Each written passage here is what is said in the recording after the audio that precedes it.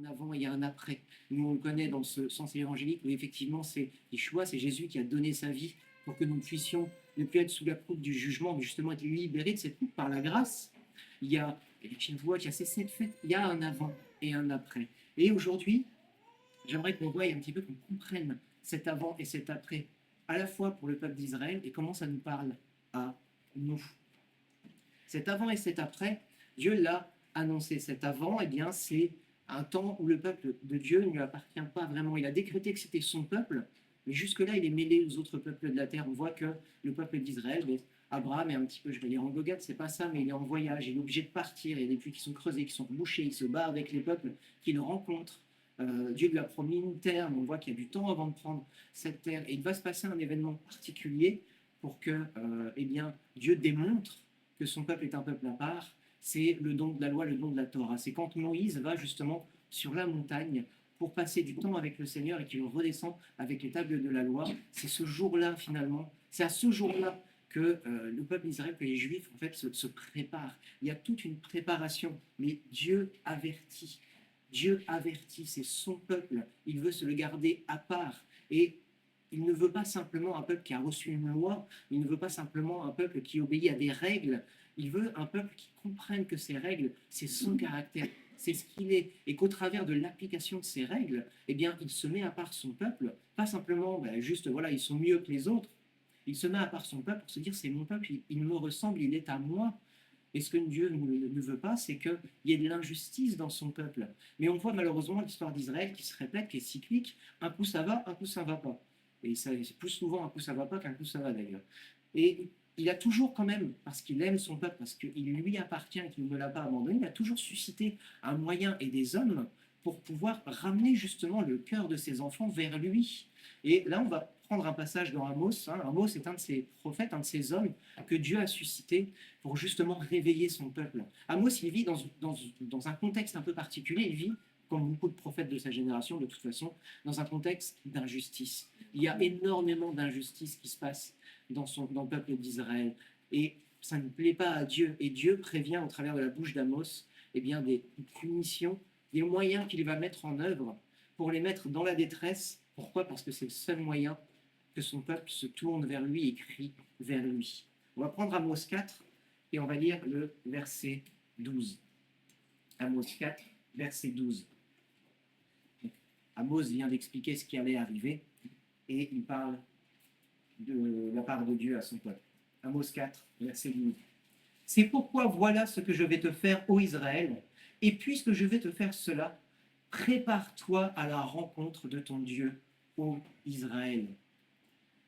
En fait, le peuple, son peuple, n'est pas du tout préparé à la rencontre de son Dieu. Son peuple, eh bien, fait des choses religieusement. Ils ont oublié que derrière cette religion, derrière ces tables, derrière cette loi, il y a un créateur qui veut, eh bien, qui veut se révéler, qui veut avoir une relation avec son peuple, qui veut que, comme je l'ai dit, son peuple comprenne que ces lois ne sont pas un moyen de les asservir, mais un moyen justement de les libérer du péché qui est dans le monde. Et au contraire, là, son peuple se vautre dans le péché, dans l'injustice, et Dieu, là, il en a ras-le-bol, il dit, puisque vous ne voulez pas revenir à moi volontairement, je vais vous envoyer des malheurs et des tribulations pour que vous vous rappeliez que je suis Dieu. Donc prépare-toi à venir à ma rencontre, prépare-toi à ce que je vienne pour que tu, eh bien, te retournes vers moi, pour que tu puisses enfin te rappeler que je suis ton Père, que je suis ton Dieu et que je dois être à la première place. Là, il y a 2 avertissements. Prépare-toi parce que je t'envoie, il va t'arriver des malheurs, mais il y a aussi prépare-toi parce que j'arrive et je viens reprendre ma place. Et nous, ça doit nous parler quelque part. Parce qu'on mène nos vies, moi aussi, nous menons nos vies. On a les contraintes de travail, on a les contraintes du quotidien. Pour ceux qui sont mariés, il y a les contraintes du couple. Pour ceux qui ont des enfants, il y a les contraintes des enfants. Il y a les contraintes des factures, des problèmes qui nous ont alors qu'on n'a rien demandé. Mais Dieu, je ne vais pas dire qu'il s'en fiche, ce ne serait pas vrai. Mais Dieu ne doit pas passer derrière tout cela.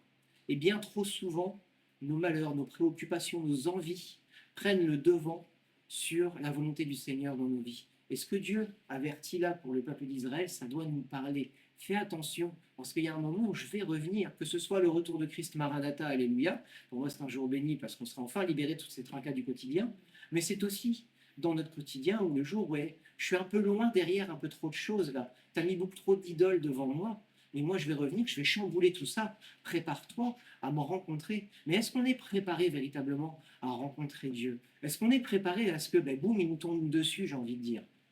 Est-ce qu'on s'est préparé véritablement à venir à sa rencontre? Est-ce qu'on s'est préparé ce matin pour venir à sa rencontre? Ou est-ce qu'on est venu charger de tous ces poids, de ces fardeaux?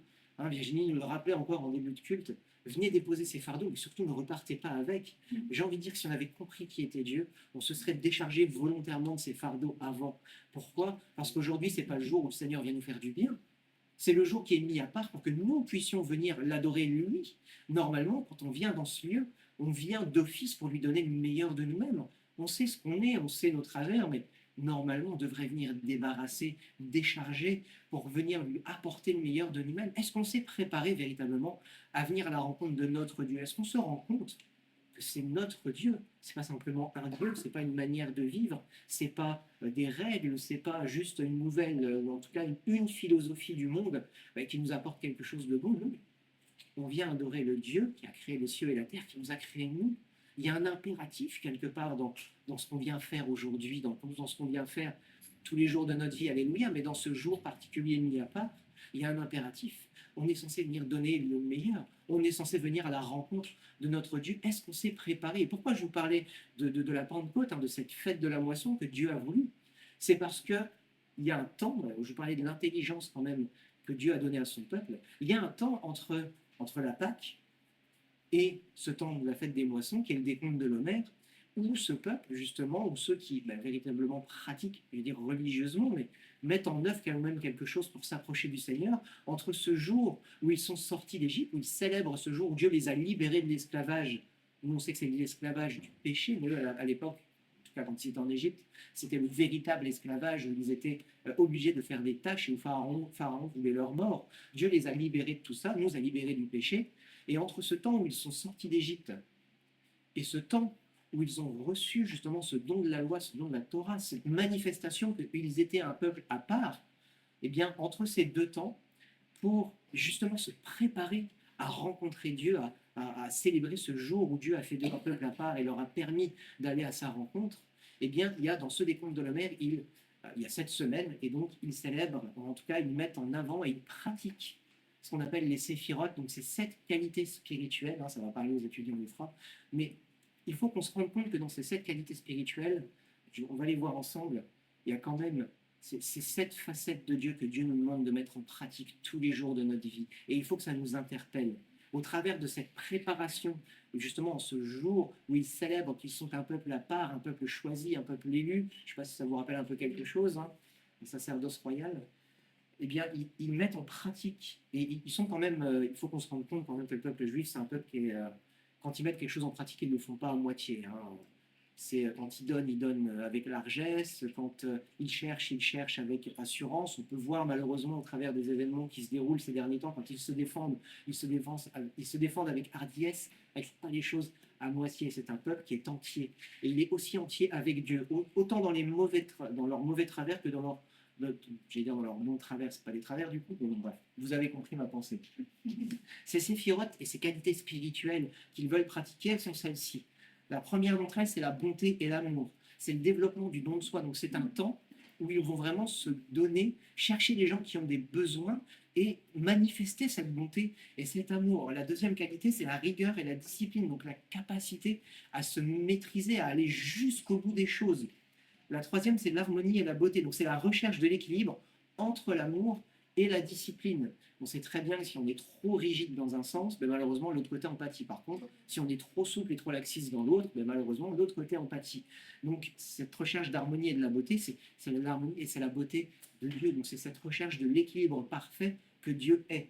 Il y a la victoire et la persévérance. Donc, c'est encore une qualité qu'ils développent pour aller jusqu'au bout des projets qu'ils se sont donnés. Donc c'est la capacité à aller au bout de ses objectifs, à ne pas céder au découragement. Je ne sais pas si ça vous parle quand même jusque-là, ces séphirotes, mais c'est quand même des qualités, là on en a 4, c'est des qualités spirituelles que Dieu nous demande de manifester. Et ces qualités, je vous le rappelle, ils les manifestent entre le temps où ils ont été libérés et le temps où ils ont été appelés à la rencontre de leur Dieu. Donc c'est des choses que nous devons développer tous les jours de notre vie pour découvrir le Seigneur et nous préparer justement à aller à sa rencontre.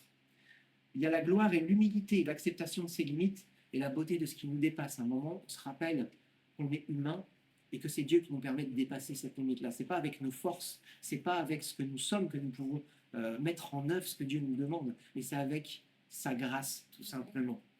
La fondation et la connexion, c'est le renforcement de ses liens avec les autres et avec Dieu. On se rappelle qu'on n'est pas isolé dans sa bulle, qu'on n'est pas un monsieur tout seul, mais que Dieu nous a greffé à un peuple, nous a greffé à une assemblée en l'occurrence, et que si on doit développer des liens avec le Seigneur, des liens forts, puisqu'il veut une relation personnelle et intime avec chacun d'entre nous, cette relation, il la veut aussi avec ceux qu'il a appelés, qu'il a élus, qu'il appelle ses enfants. Et enfin, la souveraineté et la présence, donc c'est la capacité à manifester justement ses qualités spirituelles. Donc il y a vraiment tout un non seulement dans le décompte de l'Homère, c'est quand même quelque chose, il faut qu'on se rende compte que dans ce décompte, s'ils ne le font pas au hasard, ils le font en assemblée pour ne pas l'oublier. Il y a des lectures, il y a justement la manifestation de tout ça. Ils prennent très au sérieux, en tout cas ceux qui pratiquent véritablement cette loi, ils prennent très au sérieux justement ce temps qui n'est pas inscrit dans la parole, mais qui pour eux est important et qu'ils ont développé, c'est une tradition qu'ils ont développée, parce que justement, il faut se préparer à la rencontre de son Dieu. Ils ont vu dans leur histoire ce que ça faisait de ne pas se préparer à avoir un temps avec le Seigneur, de ne pas se préparer justement à être à un moment repris, appelé, mais ils se sont retrouvés dans des travers d'idolâtrie, ils se sont retrouvés dans des travers d'injustice, ils se sont retrouvés dans des travers où même les prêtres pratiquaient l'injustice, volaient les biens du temple. Et dans la pratique de cette tradition, il y a un désir de rencontrer le Seigneur. Et nous, d'autant plus, nous devons avoir ce désir de rencontrer Dieu. Quand on a compris qui il était, au fur et à mesure de notre développement, encore une fois, les choses ne sont pas en un jour. Il y a un jour, effectivement, on est appelé, transformé, on est passé de l'obscurité à la lumière et Dieu nous a appelé, nous a transformé, fait devenir une nouvelle créature. Mais cette découverte de Dieu, elle prend toute une vie. J'ai envie de dire, celui qui s'est converti il y a 6 mois et celui qui s'est converti il y a 40 ans, celui qui s'est converti il y a 40 ans, il s'est approché du Seigneur autant qu'un perchiste s'approche de la lune quand il va des records du monde. Il faut qu'on se rende compte quand même que c'est pas l'ancienneté qui fait qu'on a une relation avec le Seigneur. Dieu nous dépasse tellement finalement que, je ne vais pas dire que c'est pas important et que de toute façon ça n'approchera jamais, mais il y a toujours des choses à découvrir. On n'est jamais arrivé au bout. Quelque part, cette transformation, elle continue jour après jour. Du jour où on a compris ce que Jésus était venu faire sur cette croix pour nous, qu'il nous avait racheté de notre péché, pas simplement pour vivre une petite vie pauvre jusqu'au moment où Dieu nous reprendrait et qu'on s'est tranquille du bon côté, mais qu'on a compris qu'en fait, Dieu voulait se révéler à nous, qu'il nous aimait profondément et qu'au travers de ce sacrifice, il nous donnait une occasion de pouvoir justement nous raccrocher à lui et de le découvrir pour qui il est véritablement, qu'on arrête juste d'entendre parler de lui ou qu'on se fasse des fausses images de qui il est, mais qu'on le découvre personnellement dans un cœur à cœur, mais non seulement pour ce jour-là, mais aussi tous les jours de notre vie, au fur et à mesure des révélations qu'on va avoir.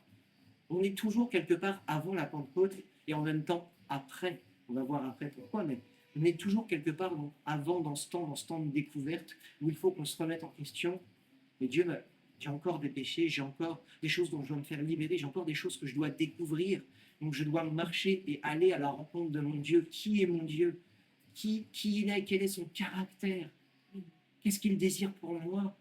Quel est son amour? Quelle est sa justice? Quel est cet équilibre entre les deux? Quels sont ces gens qu'il a mis autour de moi?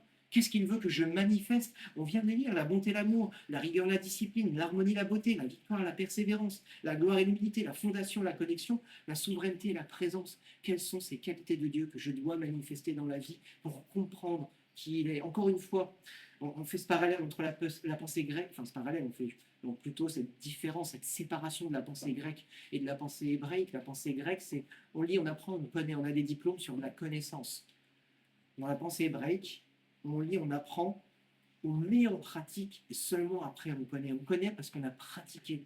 Dieu, on ne le connaît pas parce qu'on l'a lu. Dieu, on le connaît parce qu'on l'a pratiqué, parce qu'on a passé du temps à genoux dans le secret de sa chambre, parce qu'on a passé du temps dans l'assemblée à se faire enseigner et qu'on a passé du temps dans notre vie à pratiquer ce qu'on avait reçu dans le secret de notre chambre et dans ce qu'on avait pratiqué dans notre vie. Et seulement à ce moment-là, tu peux comprendre qui est le Seigneur. Tu peux comprendre quel amour il a déployé pour toi parce que, eh bien, il t'a mis à cœur cet amour pour les autres aussi. J'avais pas compris que t'aimais à tel point, tu m'aimais à tel point, parce que j'ai compris au travers de ce que tu me demandes de faire pour les autres. J'avais pas compris que tu aimais à tel point les gens qui sont autour de moi, parce que j'avais pas compris. Moi, j'étais seul dans ma bulle et isolé. J'avais pas compris à quel point ta justice était importante, parce que eh bien, tu m'as arraché de la mort, justement, à cause de ta justice. Tu as amené à la mort ton propre fils. Il y a des choses qu'on doit mettre en pratique. On est toujours avant ce temps de Pentecôte et on doit se préparer à rencontrer notre Seigneur. On doit comprendre ces choses. On va prendre 1 Pierre 1, on va lire les versets 17 à 19.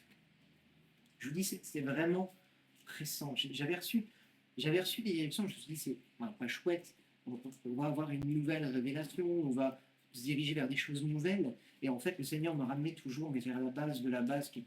On répète pourquoi? Parce qu'il est insistant, c'est pressant. Il y a des choses qui se passent dans le monde dont on doit être alerté et attentif. On n'a plus, on n'a jamais vraiment eu le temps, mais là, on a de moins en moins le temps, j'ai envie de dire. C'est un peu une napalissade de dire qu'on se rapproche toujours plus du retour du Seigneur, parce que plus le temps passe, forcément, plus le temps du Seigneur approche. Il y a quand même des signes qui doivent nous alerter. Attention, on n'est pas si loin de ça. J'en parlais encore hier avec Vincent. Israël, c'est quoi? C'est 3 heures d'avion? 3 heures d'avion commercial. Donc. En chasseur, en bombardier, on n'est pas très très loin. On n'est pas très loin d'un embrasement global. Enfin, je ne sais pas si on se rend vraiment compte de là où on est. Moi, je suis d'une génération qui n'a jamais connu que la paix. Je suis d'une génération à qui on n'a jamais demandé de se préparer à se battre. Mais quelque part, quand on réfléchit un petit peu, quand je réfléchis, que je regarde ce qui se passe, et ça m'alerte, quelque part, j'ai mon cœur qui se serre et j'ai mon ventre qui se noue en me disant, mais mince, vers où on va? Qu'est-ce qui va nous tomber dessus? Là, je me rends compte que j'ai vraiment, vraiment besoin de la grâce du Seigneur pour avancer dans ces temps. On ne nous a pas appris à être alerte à ces choses-là. Non, quand on voit ce dont nous se préoccupe, hein, ouais, on est très loin, très, très, très, très loin de ces véritables préoccupations-là, qui sont la justice de Dieu et qui sont ce qui se passe dans le monde et que son retour est proche et qu'il faut être attentif à tout ça. 1 Pierre 1, si je ne le prends pas, je vais pas vous le dire, versets 17 à 19. Et si vous invoquez comme Père celui qui, sans considération de personne, juge chacun selon ses œuvres, conduisez-vous avec crainte pendant le temps de votre séjour sur terre. Vous savez en effet que ce n'est point par des choses périssables, argent ou or, que vous avez été rachetés de la vaine manière de vivre héritée de vos pères, mais par le sang précieux de Christ, comme d'un agneau sans défaut et sans tache. On n'a pas à se vanter de quoi que ce soit dans notre salut. Par contre, si on appelle Père celui qui a mis en œuvre ces choses, alors on doit comprendre qui il est, on doit, dans notre méditation de la parole et dans sa compréhension, dans ses révélations qu'il nous donne, comprendre qu'on ne peut pas faire n'importe quoi avec qui il est, qu'on ne peut pas invoquer son nom en vain. Hein. Ça fait partie des commandements qui ont été donnés justement à son peuple, hein, des 10 premières paroles qui ont été données au peuple d'Israël et qui ont fait d'Israël un peuple à part, de ne pas utiliser son nom en vain. Combien nous, à plus forte raison, qui avons reçu son esprit, on doit comprendre ces choses. Ce n'est pas par des choses périssables qu'on a été rachetés. Ce qui nous a rachetés, vous ne pouvez pas le mettre en œuvre. C'est par le sang de Christ. Et si on a compris ce sacrifice, eh bien, à plus forte raison, on doit justement avoir une sainte crainte de l'Éternel et mettre en œuvre ce qu'on sait devoir mettre en œuvre. Ce qu'on ne sait pas, on ne le sait pas. Mais ce qu'on ne sait pas, on doit le rechercher. On doit le rechercher. Cherche la sagesse et l'intelligence. Achète-la à prix d'or. Achète-la avec tout ce que tu possèdes, dit la parole de Dieu. C'est pour des choses qu'on doit acquérir, qui sont importantes. Ça ne peut pas nous demander tout cuit dans le bec. Pourquoi? Parce qu'on doit se détourner de la vaine manière de vivre de nos ancêtres. Parce qu'on a vécu d'une telle manière jusqu'à aujourd'hui, mais qu'on ne peut pas naturellement s'en détourner. Il faut qu'on aille chercher ces choses auprès du Seigneur. Et le Seigneur nous avertit, attention, attention, attention. Il faut vraiment qu'on soit conscient de ce prix qui a été payé et qu'on agisse en accord avec eh bien, je vais dire ce deal, c'est pas ça, mais avec cette alliance que nous avons fait avec le Seigneur. On a fait une alliance avec Dieu. Il faut que nous respections cette alliance. Dieu, il a payé le prix déjà. Nous, on l'a accepté et on a accepté de marcher comme lui nous le demandait. On ne peut pas revenir en arrière sur cette parole. Si on revient en arrière sur cette parole, non seulement Dieu va faire ce qu'il faut pour venir nous rechercher. Et alléluia, ça veut dire qu'il nous considère encore comme ses enfants et qu'il veut notre salut. Par contre, du moment où on n'a plus de combat de ce côté-là et qu'on sait vivre d'une manière qui n'est pas celle que Dieu veut, eh bien, soucions-nous de notre salut. Est-ce qu'on ne s'est pas écarté de ce salut, justement? On vit dans un monde qui met tout en œuvre pour que nous puissions être détournés de cette normalement juste manière de vivre. À nous d'être attentifs. De la même manière que, effectivement, le peuple d'Israël, dans sa pratique, se prépare particulièrement, se met à part, cherche l'Éternel, on doit vraiment chercher en tout temps, en toutes circonstances, sa volonté, sans tenir compte de ce qui se passe au dehors quelque part, en tenir compte dans le fait d'être alerté, mais de ne pas en tenir compte, dans ne pas nous laisser détourner. Il faut qu'on fasse attention et qu'on suive la voie droite que le Seigneur a mis devant nous. 1 Thessaloniciens 5, 4, 5, versets 4 à 10. 1 Thessaloniciens 5, versets 4 à 10. Parce que justement, on n'est plus dans les ténèbres pour agir encore comme cela. Mais vous, frères, vous n'êtes pas dans les ténèbres pour que ce jour vous surprenne comme un voleur. Vous êtes tous fils de la lumière et fils du jour. Nous ne sommes pas de la nuit, ni des ténèbres. Ne dormons donc pas comme les autres, mais veillons et soyons sobres. Ceux qui dorment, dorment la nuit, et ceux qui s'enivrent la nuit. Mais nous qui sommes du jour, soyons sobres, revêtons la cuirasse de la foi et de l'amour, ainsi que le casque de l'espérance du salut. Car Dieu ne nous a pas destinés à la colère, mais à la possession du salut par notre Seigneur Jésus-Christ, qui est mort pour nous, afin que, quoi que nous veillions, soit que nous dormions, nous vivions ensemble avec lui. Pour ceux qui sont déjà morts et qui ont tenu ferme, et pour ceux qui sont encore en vie, nous ne vivons plus par nous-mêmes, mais nous devons vivre en Christ parce que nous avons été rachetés par lui, parce que il nous a, on revient encore sur ce jour de la Pentecôte, il nous a envoyé son esprit pour que nous puissions vivre d'une autre manière, non plus religieusement, sans véritablement discerner justement ce qu'il y avait derrière cette loi et derrière ces paroles, mais en ayant ces lois inscrites dans nos cœurs pour que Dieu nous les révèle au fur et à mesure, pour que nous qui étions dans les ténèbres et qui le sont encore d'une manière, parce que nous sommes encore quelque part aveuglés par certaines choses, mais Dieu veut nous sortir de cet aveuglement. Dieu veut nous amener toujours plus près de sa lumière. Il veut nous enlever, nous ôter justement de ces ténèbres pour que, bien, avant, nous étions complètement dans les ténèbres et au fur et à mesure de cette rencontre avec le Seigneur, il veut nous amener toujours plus près de lui, plus près de sa lumière, pour que nous puissions discerner ce qui lui est bon, agréable et parfait. Amen. Il faut véritablement qu'on s'accroche à lui. Pourquoi ? Parce qu'on n'est plus de ce monde, on n'est plus destiné à cette mort, on est destiné à la vie éternelle avec lui, on est destiné à vivre des choses nouvelles, on est destiné à vivre des choses qui sont celles que Dieu nous avait préparées. Mais nous qui sommes du jour, soyons sobres, revêtons justement la cuirasse de la foi et de l'amour, revêtons cette nouvelle identité que Christ nous a acquise au prix de sa vie. On n'est plus de ce monde. Alors on a encore une chair, on a encore les deux pieds sur cette terre. Je ne suis pas en train de vous dire qu'on est à des lieux, voilà, c'est moi les gens qui sont ultra spirituels, je peux dire que je m'en méfie, mais ceux qui n'ont plus les pieds sur terre, quelque part, ils ont oublié où Dieu les avait placés. On va le voir après.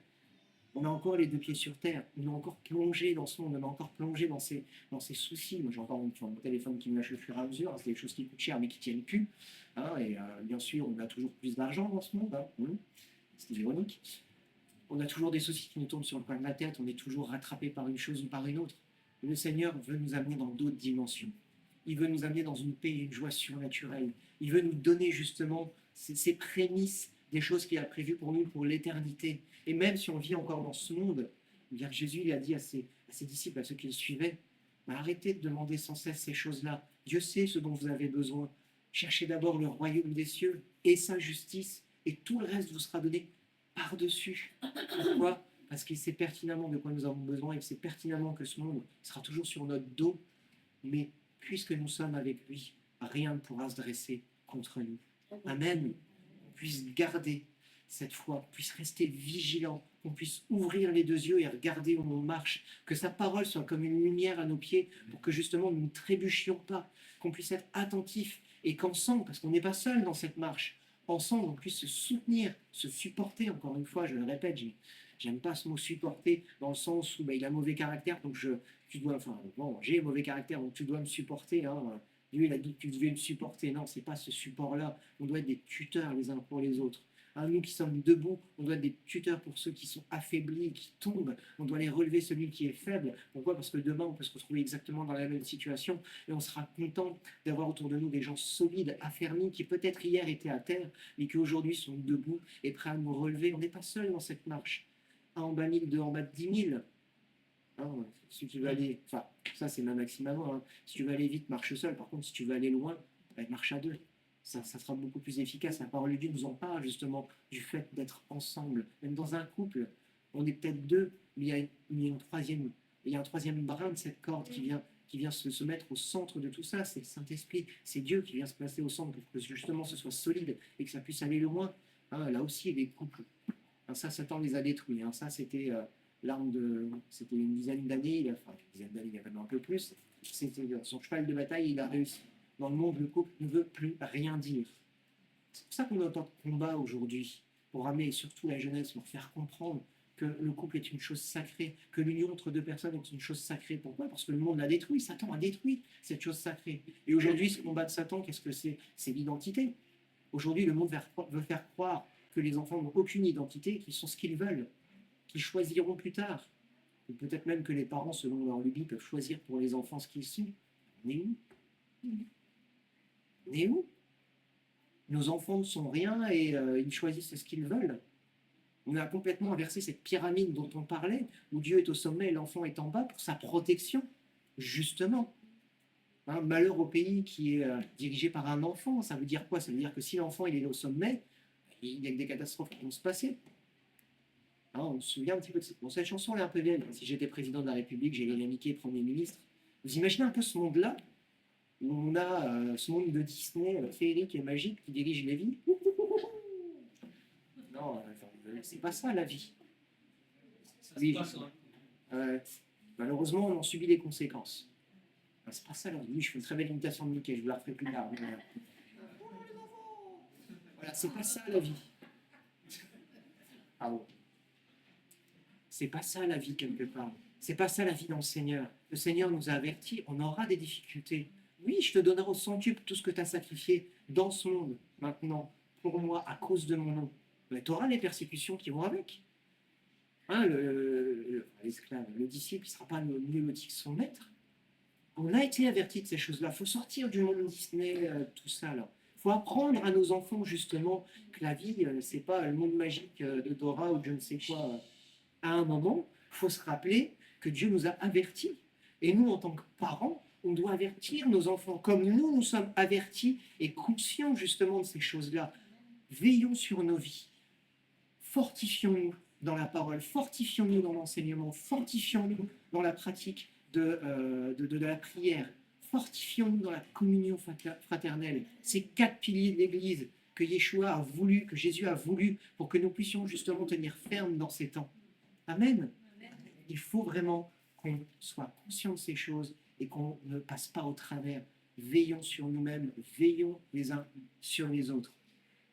Et on pourrait penser que justement, avec tous ces avertissements, eh bien, voilà, on ne sera plus comme Israël, hein, ils ont failli régulièrement, mais non, nous, on est mieux que ça. Alors, on n'est pas mieux que ça, malheureusement.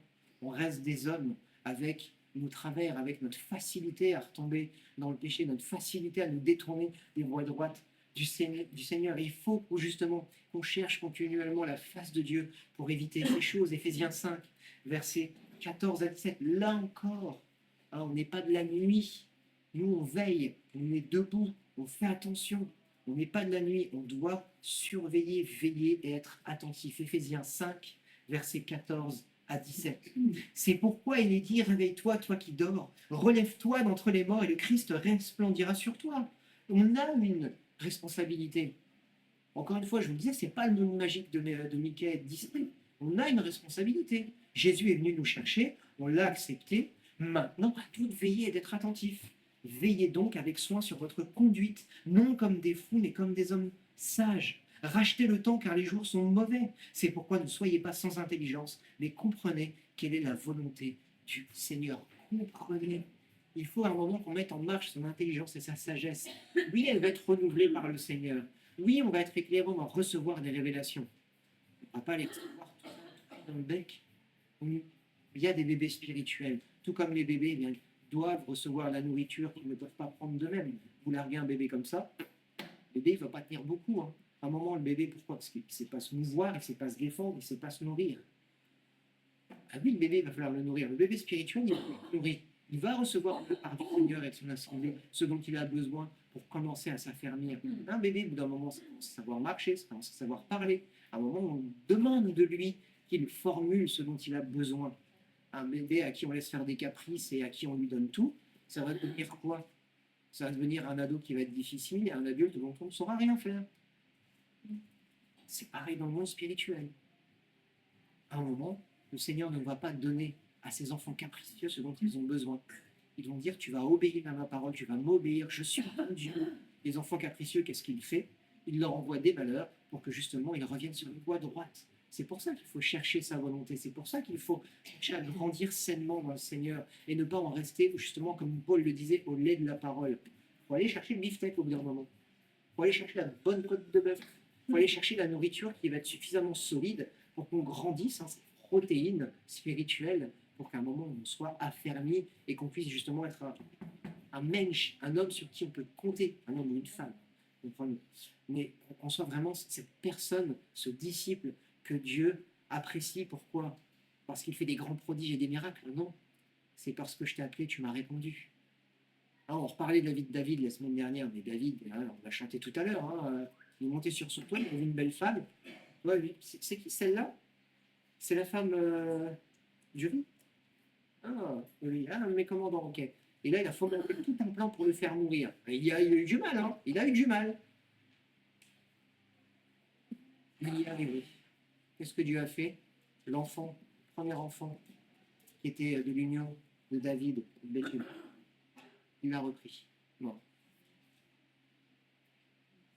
Il faut un moment qu'on accepte qu'il y a des conséquences à nos actes.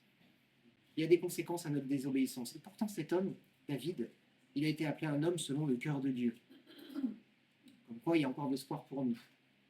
Amen.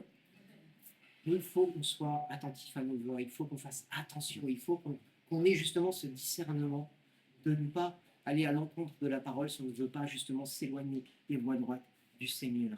Il faut qu'on se réveille et qu'on se secoue et qu'on ensemble on puisse avancer et justement s'exhorter les uns les autres, pas se pointer du doigt et s'accuser mutuellement, et justement s'édifier, se supporter les uns les autres, s'encourager à de bonnes œuvres, hein, au travers de cantiques, au travers de paroles, au travers de prières. Il faut qu'on s'exhorte et qu'on s'encourage, et non pas qu'on s'enfonce. Alors, on est appelé à vivre une vie nouvelle, hein, pas selon les principes du monde, mais selon notre nouvelle identité de citoyen du royaume des cieux. Amen. Amen. Amen. Hein, son désir, c'est pas qu'on meure, justement. Son désir, c'est qu'on ait la vie. Donc, puisque nous sommes ses enfants, il mettra toujours en œuvre ce qu'il faut, comme pour son peuple, comme encore aujourd'hui. Hein, ces temps de Pentecôte, ils ne sont pas finis. Ce n'est pas une vieille fête que l'Éternel avait mis en œuvre et qu'aujourd'hui, ben, c'est passé, c'est accompli, on n'a plus à s'en soucier. Non, non, si on a un peu d'intelligence et qu'on regarde ce qui se passe pendant ces temps, on remarque que ça n'arrive jamais comme ça au hasard du calendrier. Il y a toujours des temps qui ont été établis, des temps dans notre temps à nous, mais il y a aussi ces temps de révélation continuelle. Je vous l'ai dit, on est toujours dans les temps de Pentecôte avant, mais aussi dans les temps de Pentecôte après. Et si nous devons nous réveiller, on doit aussi, eh bien, puisque nous avons été réveillés, réveiller ceux qui sont à nos côtés, ceux qui nous entourent. On va aller en Ésaïe 26, on va lire les versets 17 à 19. Parce que ce n'est pas d'aujourd'hui cet avertissement. Non seulement on doit se réveiller, mais en plus on doit réveiller ceux qui sont autour de nous. Ésaïe 26, versets 17 à 19.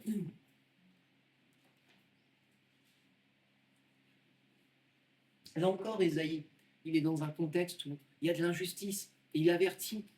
Voilà ce qui va vous tomber dessus si vous ne changez pas d'attitude. Et là, Ésaïe a quand même une parole d'espoir dans tout ça. Ésaïe 26, versets 17 à 19. Comme une femme enceinte sur le point d'accoucher souffre et crie dans ses douleurs, ainsi nous avons été loin de ta face, ô Éternel. Vous dire à quel point ils se sont éloignés. Alors, je ne suis pas maman, je n'ai jamais accouché. J'ai assisté à 2, je me suis évanoui à 1. Alors, pas à cause de ce qui se passait, mais parce que on n'avait pas dormi de la nuit. Heureusement, ma femme a été jusqu'au bout. Et elle ne s'est pas évanouie, sinon ça aurait été un peu compliqué. Mais c'est une épreuve. Hein. Les mères, vous me reprenez si je dis des bêtises, mais c'est une épreuve qui est douloureuse. C'est une épreuve qu'on voit arriver et qu'on n'a pas envie forcément de passer. On sait qu'après, il y aura le bébé, il y aura tout ça, mais quand on pense à ce qui va arriver, les douleurs des contractions, les douleurs du bébé qui passe, les douleurs de la, je vais dire de la rémission, mais des suites de tout ça, il y en a chez qui ça se passe mieux que chez d'autres, mais c'est une épreuve, c'est des douleurs. Et ces douleurs, eh bien, elles sont équivalentes au fait, enfin, à l'éloignement du peuple de Dieu, à ce moment-là. Donc, ils sont vraiment loin. Ils sont loin, loin, loin. Mais il y a un mieux après. Parce qu'une fois qu'on a enfanté, une fois que ces douleurs elles sont passées, il y a quand même la merveille d'avoir quelque chose de nouveau, enfin quelque chose, quelqu'un de nouveau entre les mains, une merveille. On s'émerveille toujours devant ses enfants. Moi, je reprends les photos de mes filles quand elles étaient petites, c'était les plus belles et les plus merveilleuses. Je vois leur tête maintenant, je me dis, j'ai peut-être un petit peu exagéré. Ah, je vous montre, maintenant il y a des photos qui passent sur Google Earth, vous regarderez. Vous voyez qu'elles étaient belles, mais pas aussi belles que moi je les voyais. Et voilà, on a des créatures qui sont merveilleuses entre les mains, on s'émerveille de tout ce qu'ils font, les premiers pas, les premiers mots, même quand ils sont recouverts de la tête aux pieds de leur repas que vous avez mis en face d'eux, on s'émerveille. Très vite, on s'énerve, hein. Mais au début, on s'émerveille, on découvre, c'est un émerveillement de les voir. Quand ils sourient, on est rempli d'un bonheur, mais c'est. Et ça vient après les douleurs. Là, Isaïe est en train de dire, il y a des douleurs maintenant, mais il y a un mieux après. Nous avons conçu, nous avons souffert, et quand nous enfantons, ce n'est que du vent, nous n'avons pas produit d'actes salutaires pour la terre, et les habitants du monde ne sont pas venus à la vie. Rappelle la promesse qui a été faite à Israël, et qu'Israël n'a pas encore mis en œuvre. Que tes morts revivent, que mes cadavres se relèvent. Réveillez-vous et tressaillez de joie, habitants de la poussière, car ta rosée est une rosée de lumière, et la terre redonnera le jour aux défunts. Il est en train de dire que ce qui est mort aujourd'hui autour de lui, Dieu va le faire revivre. La souffrance d'aujourd'hui, demain, elle ne sera plus parce que Dieu aura donné la vie. Amen. Amen. Shavuot, c'est ça quelque part. On était morts. Dieu nous a appelés, nous a fait sortir, mais quelque part, on traverse des temps de désert. Comme le peuple d'Israël est sorti d'Égypte, pas pour se rendre en Canaan tout droit. Pourquoi? Quelque part, pourquoi? Pourquoi est-ce que Dieu n'a pas donné son esprit dès qu'ils étaient sortis d'Égypte? Ils s'étaient sauvés quelque part. Ce salut leur avait été donné. Ils ont été sortis de l'esclavage, ils ont été sortis de ce marasme, mais Dieu pouvait en faire un peuple à lui tout de suite. Pourquoi est-ce qu'il n'a pas fait ça?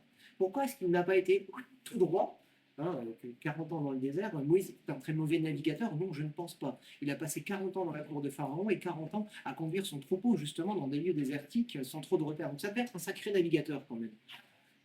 Mais il a suivi Dieu 40 ans dans ce désert, alors que lui, il devait connaître très certainement un chemin pour aller là où il devait aller. Il savait où il devait aller. Et pourtant, à la sortie de l'Égypte, Dieu ne les a pas fait traverser directement. Pourquoi? Il y avait des ennemis sur le chemin. C'est Dieu, on sait très bien de quoi il est capable. Il aurait pu raser tout ce qu'il y avait devant. Non, il voulait enseigner des choses à son peuple et les préparer justement à le rencontrer. Ils ne se sont pas préparés. Ils ont fait tout et n'importe quoi. Ils ont eu des exigences toujours plus grandes et en plus, ils sont remis à idolâtrer alors que Moïse était parti chercher justement ce témoignage qu'ils étaient un peuple à part. Ils ont eu les conséquences de leurs actes. Cette génération n'est pas rentrée dans la terre promise. Mais Dieu voulait quand même les faire marcher un temps pour se préparer justement à le rencontrer.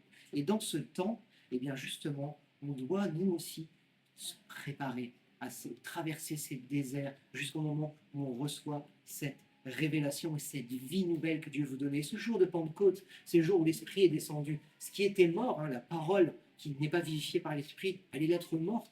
Et justement, elle peut être une arme destructrice quand elle n'est pas vivifiée par l'Esprit, cette parole. Et en ce jour de Pentecôte où l'Esprit est descendu sur les disciples, à partir de ce jour, il y avait la capacité de donner la vie, cette capacité de donner la vie qu'Ésaïe avait prédit. Et quelle est notre responsabilité, justement, dès ce jour où nous avons reçu la vie? Mais notre responsabilité, c'est de la transmettre. Qu'est-ce qu'a fait Pierre? La première des choses qui a été faite, il y a eu un tumulte, les gens se sont rassemblés, et il a annoncé la vie, il a annoncé Jésus-Christ. Et cette parole, je ne veux pas dire Pierre, mais on va lire Ézéchiel 37, verset 1 à 10. Ça fait longtemps, moi, que je ne l'avais pas lu. Et cette parole, elle m'a fait du bien. Ézéchiel 37, verset 1 à 10. La main de l'Éternel fut sur moi, et l'Éternel me fit sortir en esprit et me déposa dans le milieu de la vallée. Celle-ci était remplie d'ossements. Il me fit passer auprès d'eux, tout autour. Or, ils étaient très nombreux à la surface de la vallée et très secs. Donc, ils avaient dû être picorés par les vautours, desséchés par le soleil, avec des os. Hein, vous voyez, c'est western, on voit le cadavre du buffle qui est tombé dans le désert où il n'y a plus rien dessus, juste du blanc. On y est. Il me dit, fils d'homme, ces os pourront-ils revivre? Je réponds, Seigneur éternel, c'est toi qui sais. Ézéchiel, il est humble. Je ne sais pas ce que tu es capable de faire, je ne sais pas si tu as décidé de me faire revivre ces os. Moi, je ne sais pas, mais il est à l'écoute. Il me dit, prophétise sur ces eaux, tu leur diras, ossements desséchés, écoutez la parole de l'Éternel.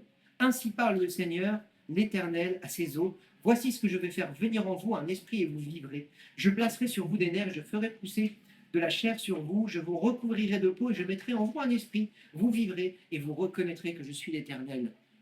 Ces os, ils étaient morts. Avant de recevoir l'Esprit, on continue la lecture, je prophétisais selon l'ordre que j'avais reçu, et comme je prophétisais, il y eut un bruit, et voici qu'il y eut un frémissement, et les os s'approchèrent les uns des autres.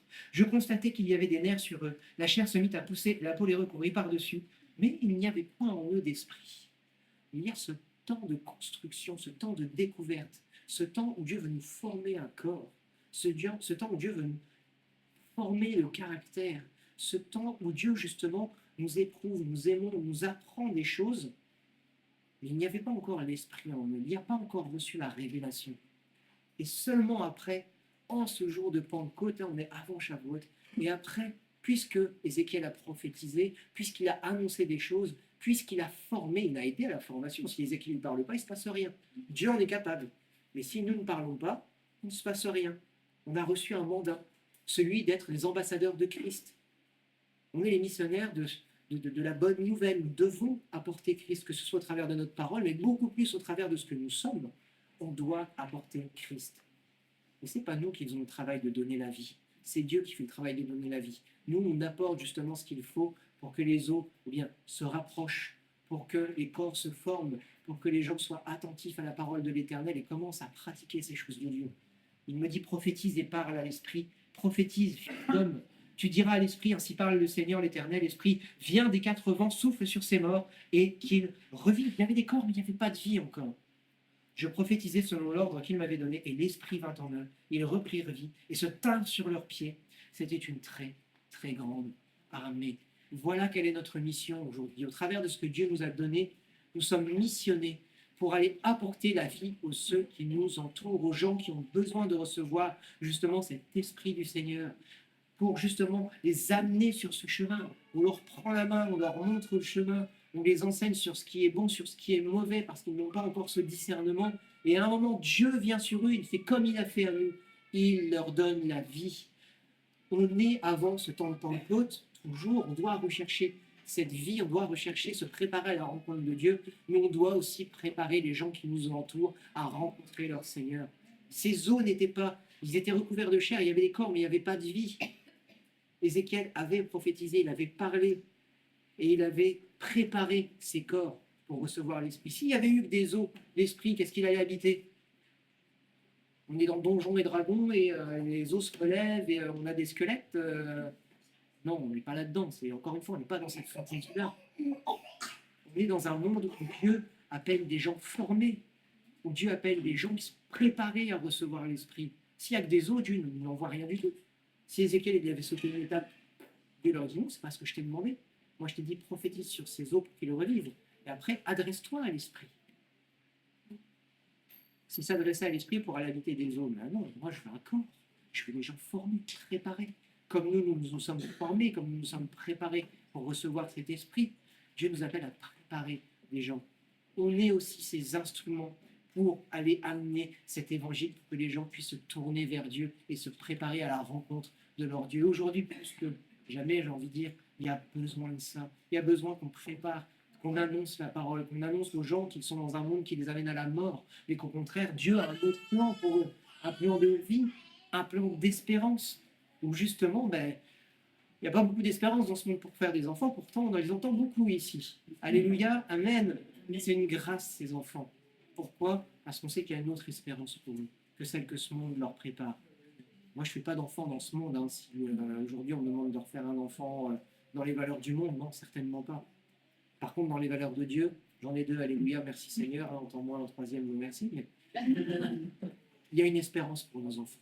Il y a une espérance pour nos enfants. On doit être rempli de cette espérance, on doit leur donner, tout comme on doit être rempli de cette espérance et l'amener à ceux qui nous entourent. 2 Corinthiens 5, versets 17 à 21.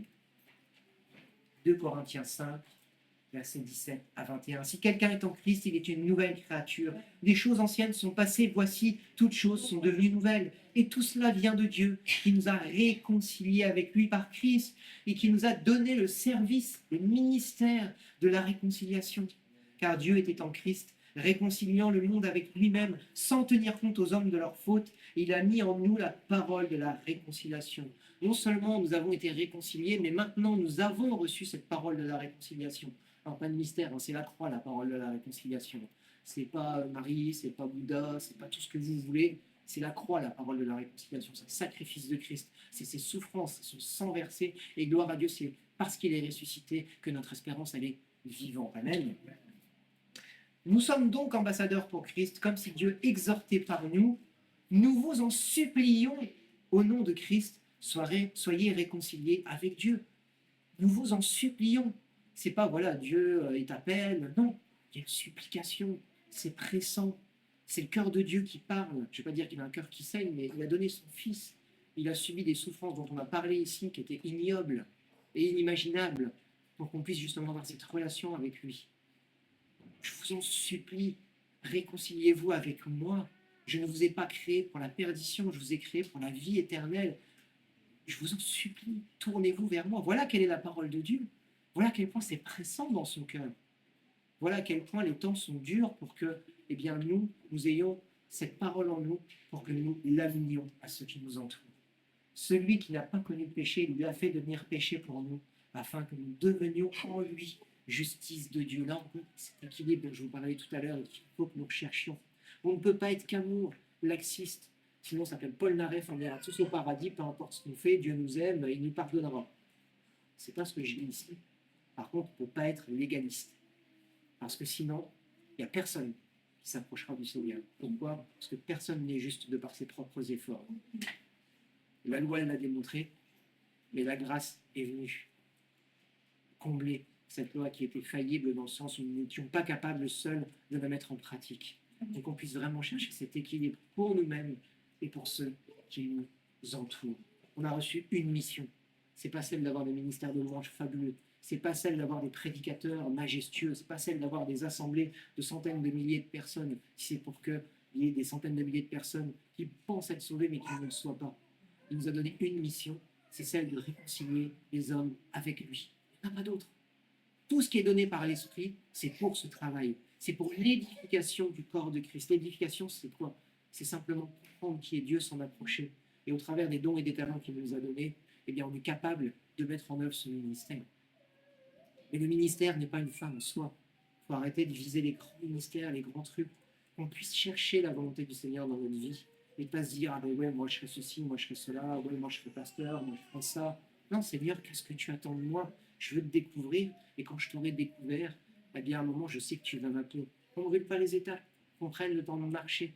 Un bébé, il ne court pas avant de marcher.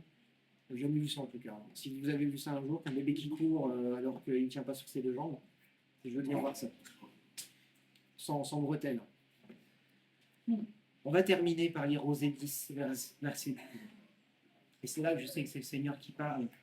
Parce que, alors, c'est pas Osée qu'a lu Vincent, c'est la même parole. Osée 10, verset 12. Et vous, semez pour la justice, moissonnez dans la loyauté, défrichez-vous un champ nouveau. Il est temps de chercher l'Éternel, que ce soit pour nous-mêmes, que ce soit pour l'annoncer à ceux du dehors qui doivent se tourner vers lui. Il est temps de chercher l'Éternel jusqu'à ce qu'il vienne et répandre pour nous la justice. On n'est pas ceux qui allons juger, enfin on va juger le monde d'une certaine manière, mais avec Christ et Christ qui vient pour le jugement. Nous, on a reçu la parole de réconciliation. On est venu amener la paix au monde. On est venu leur apprendre comment Dieu veut que nous marchions tous ensemble. Il veut que nous marchions tous ensemble, main dans la main. On l'a encore vu tout à l'heure. Mais voilà, c'est pas Kumbaya, c'est pas le monde merveilleux de Disney, c'est pas le monde des bisounours, c'est pas voilà, tout le monde merveilleux que vous voulez. Hein, on sort de ça et on se met, c'est pour marcher dans la justice, avec Dieu. Donc qu'on puisse vraiment prendre conscience aujourd'hui des temps pressants que nous traversons, de la pression, je ne vais pas dire de la pression, mais de l'empressement qu'a Dieu à réconcilier ses enfants avec lui.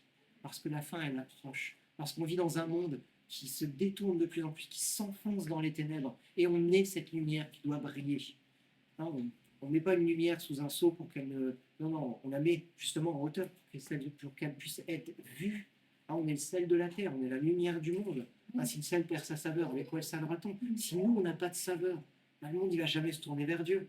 Donc qu'on puisse vraiment nous chercher, se préparer à rencontrer Dieu, hein, se préparer à genoux dans notre chambre, se préparer, que ce soit ici dans les réunions, à chercher la volonté du Seigneur jusqu'au temps où il nous donnera une révélation nouvelle, qu'on puisse aller encore plus loin avec lui, pour qu'on puisse s'approcher de son cœur et briller justement pour les gens du dehors qui ont besoin de le recevoir. Ils ont besoin de le recevoir. Quand on voit l'injustice de ce monde, quand on voit la folie de ce monde, je ne vais pas vous la citer, la folie du monde, vous la voyez avec moi tous les jours sur les réseaux sociaux, dans les nouvelles, dans les agissements de nos dirigeants. Vous la voyez, la folie du monde, comme moi tous les jours. Qu'on puisse chercher l'Éternel tant qu'il est encore temps de le trouver, tant qu'il ne fait pas nuit qu'on peut encore travailler. Cherchons l'Éternel. L'Éternel est là, il nous aime, il veut nous donner tout avec lui. Il n'est pas en train, ce matin, il ne nous dit pas, ouais, vous faites mal, machin, je vais vous détruire. Non, il nous dit, faites attention, ces temps sont durs, mais je suis là pour vous aider à traverser ces temps. Mais cherchez-moi, je vous ai montré la voie, je vous ai montré le chemin, je vous ai envoyé mon fils qui vous a expliqué comment marcher dans ce monde. Mon fils vous a envoyé son esprit pour que vous puissiez justement marcher en nouveauté de vie. Cherchez-moi tant qu'il est encore temps. Ne cédez pas aux lumières de ce monde qui vous entraîne vers la mort. Je suis l'Éternel, votre Dieu, qui vous guérit, qui vous bénit, qui a fait pour vous un avenir fait d'espérance et non de malheur. C'est l'Éternel que nous servons, c'est pas le Dieu Père Fouettard qu'on sert. Sinon, le Dieu Père Fouettard, les gens du monde n'en veulent pas. Moi, j'en veux pas du Dieu Père Fouettard. Et si mon Père me punit, c'est parce que quelque part, je m'éloigne et qu'il veut que je me rapproche de lui. Donc, qu'on ne considère pas justement les temps mauvais que nous traversons comme des punitions, mais comme autant d'occasions de rencontrer le Seigneur. Amen. Prépare-toi à la rencontre de ton Dieu. Qu'on puisse vraiment chercher à découvrir le Seigneur et aller manifester à ceux qui en ont besoin. Amen. Amen. Amen. Merci aux internautes qui nous ont suivis, que ce message puisse vraiment vous prendre à cœur et que vous puissiez, dans vos temps personnels, chercher le Seigneur tant qu'il en est encore temps pour vraiment l'amener à ceux qui autour de nous en ont besoin. Ne pensons pas que nous sommes meilleurs que ceux qui nous entourent, mais au contraire, que par cette grâce que Dieu nous a faite, nous soyons heureux justement d'avoir été graciés et que ce bonheur, nous puissions chercher à l'amener à ceux qui nous entourent. Soyez bénis. Une bonne semaine.